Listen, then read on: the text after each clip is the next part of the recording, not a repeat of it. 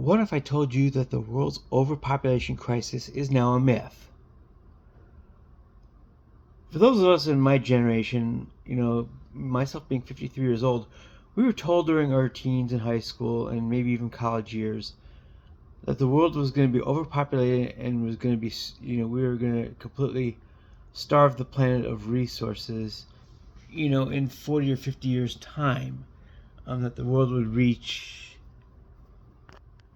10 billion, 12 billion, however many, whatever the number of the day was, residents. This is now a myth, and there are infinite statistics to back this up. The world's population at this point is naturally declining, actually. And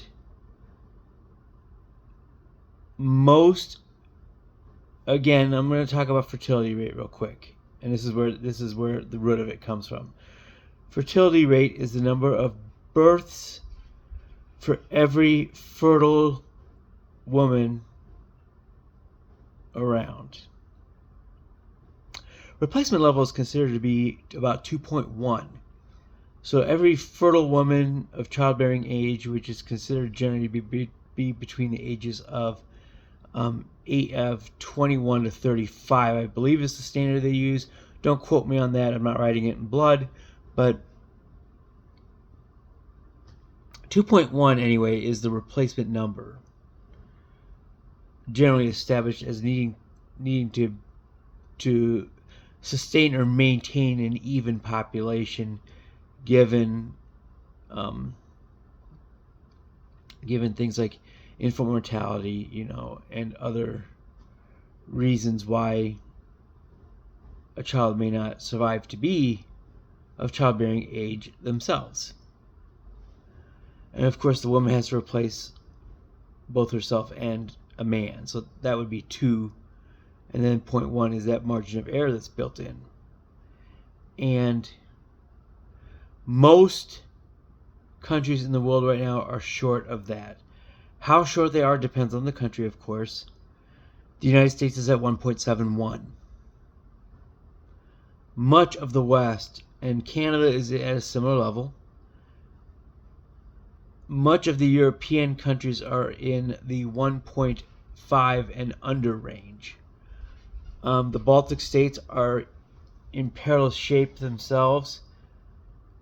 Estonia, Latvia, and Lithuania are at around 1.26,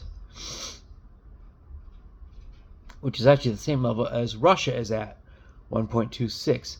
This comes up in many videos in regards to the Ukraine war, and that the Ukraine war is actually pushing this figure down and will have a ripple effect demographically as young men lose their lives in that war.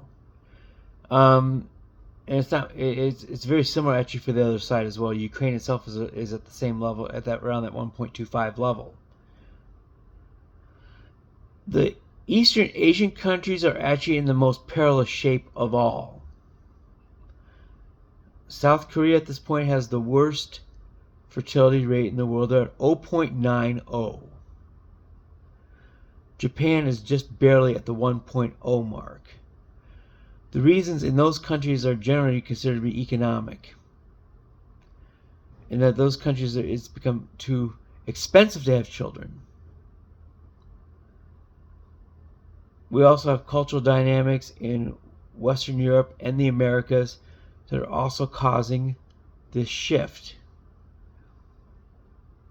where traditional roles have been upended.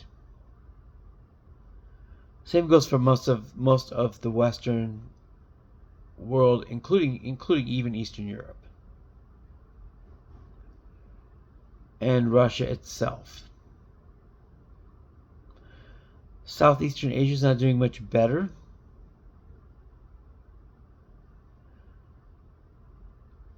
The only countries right now with a positive fertility rate, and these countries are basically carrying the rest of the world right now and keeping the world from being in a negative net population scenario. those are the countries of much of Africa and the Middle East. And those are countries that are like Kazakhstan that are like at 3.5. Countries like Ethiopia are in a similar position. They're over 3.0. What is the one thing that you notice about these countries? And I'm probably going to get a lot of flack for saying this. They're Islamic. And these and the reason why we have an immigration crisis coming from these countries, once again, just like the reason for the lower birth rate, is economic. You know, the resources in these countries are likewise being actually stripped, just as the worldwide myth had explained would happen to the entire world. But in this case, it's just happening in those individual countries themselves. And so these people are immigrating to the Western nations. And what these politicians in the West will not tell you, including here in the United States, they're accepting of these immigrants for these very reasons. They need a method to balance out their natural population loss. You know, you'll never hear Keir Starmer of Great Britain say this. But this is why these people are welcomed, whether they arrive legally or not. It is to plug a population gap that their own citizenry is not solving.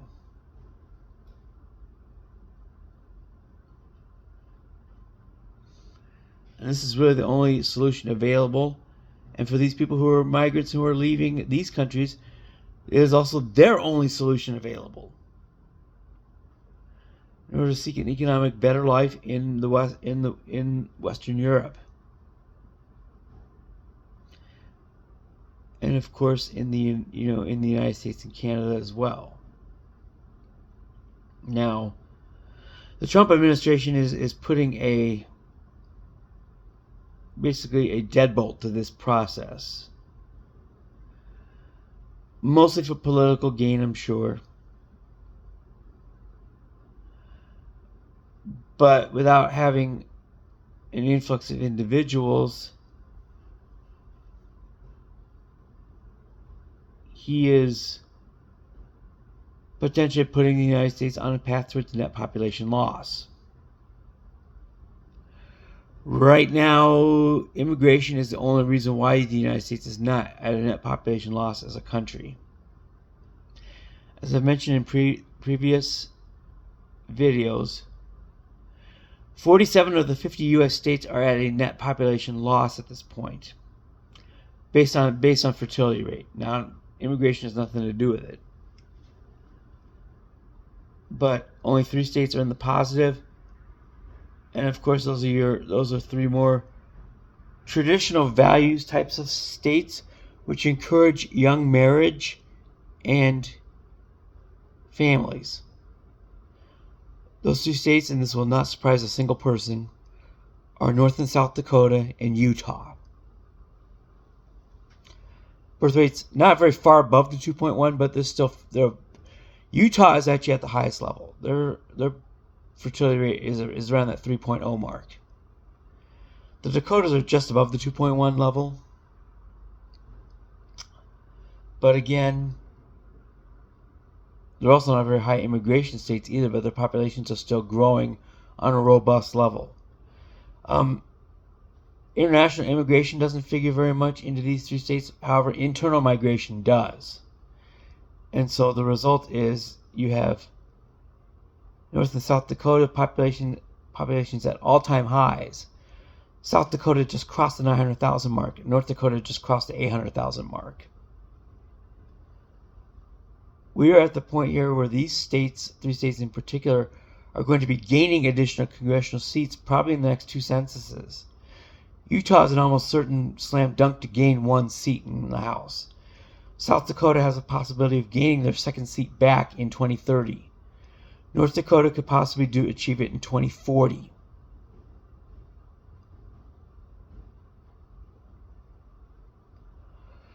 But they're not going to cause a national resource crisis of any means. This is not a population explosion by any means. In these cases, it's just steady, consistent growth. Nations need people to grow and build their economies. A shortage of people cripples an economy. Just ask Vladimir Putin. Russia, of course, is a country that has never really welcomed immigration. However, Putin is gladly welcoming it for the purposes of feeding his military in Ukraine. Obviously, with all these confirmations of North Korean soldiers being involved, and because of, speaking of North Korea, that brings up a very interesting example in its own right. Their fertility rate is 1.24. Kim Jong-un was recently seen on national TV crying over his demographic plight. Something you never see this evil dictator do. Now, was it for show? Yes, but it was a stark admission from an administration that almost never admits anything wrong. And of course, now North Korea is ramping up some programs in the past year to try to reverse this trend, including financial incentives for children, financial incentives that include childcare. Because his country, at the rate they're going, could easily fall off the map by 2100. South Korea will probably get there faster, despite the fact that they have a higher population to fall from. So yes, the population explosion or population crisis or overpopulation crisis that you learned about as a child is presently absolutely patently false. It is a myth. That is it for today. Couldn't sleep very well last night, again as usual. So I'm up here on Friday morning just taping an episode for you. This is something that's been on my mind for a very long time. And I will see you tomorrow on Saturday. Until then, peace out, homies.